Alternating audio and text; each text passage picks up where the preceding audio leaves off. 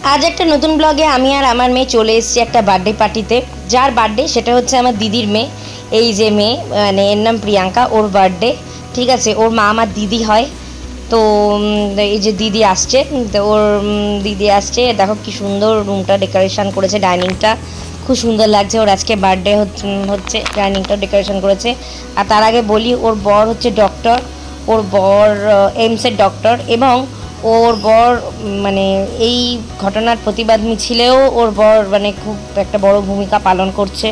সেই মিছিলেও ওর বরের একটা ভূমিকা রয়েছে তো যাই হোক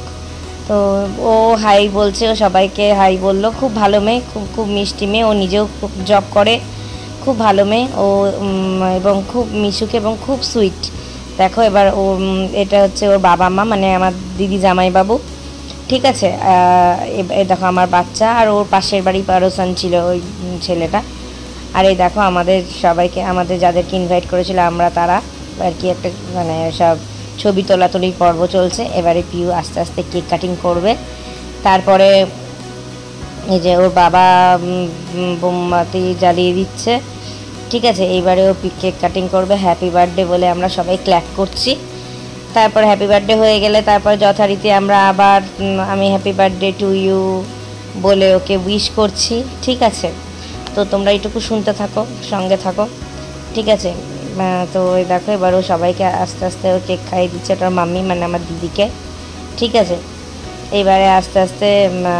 দেখো ও সবাইকে কেক খাইয়ে দিচ্ছে খুব ভালো মেয়ে খুব মিষ্টি মেয়ে আগেই বলেছি খুব গুণী মেয়ে দেখো কত সিম্পল ও সবসময় সিম্পল থাকে ওর প্রচুর গুণ কিন্তু ও সবসময় সিম্পল থাকে আর আমাকে তো খুবই ভালোবাসে এ দেখো আমাকেও কেক খাইয়ে দিচ্ছে ঠিক আছে ভগবান ওর আরও দীর্ঘ আয়ু করুক আয়ু দিয়েও বেঁচে থাক তো রে ভগবানের কাছে কামনা করি তো আবার আজকে সকাল তারপর এসে টায়ার্ড হয়ে শুয়ে পড়লাম আবার সকালে ঘুম থেকে উঠলাম রীতিমতো উঠে আবার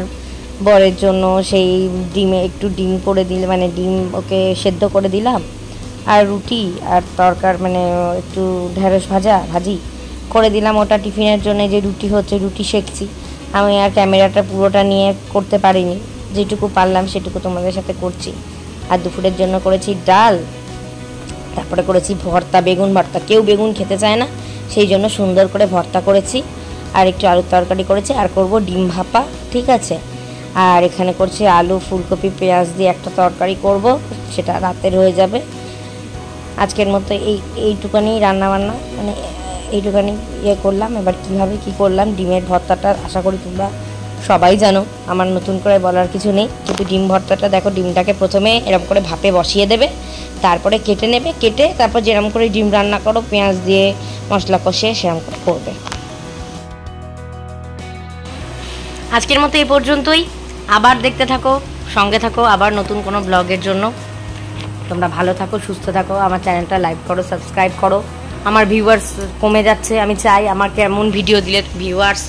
আরও বাড়ুক ঠিক আছে তোমরা কী ধরনের ভিডিও এক্সপেক্ট করছো সেটা আমি চাই এরপর আমি আবার আসবো আমার একটা নতুন কোনো ব্লগ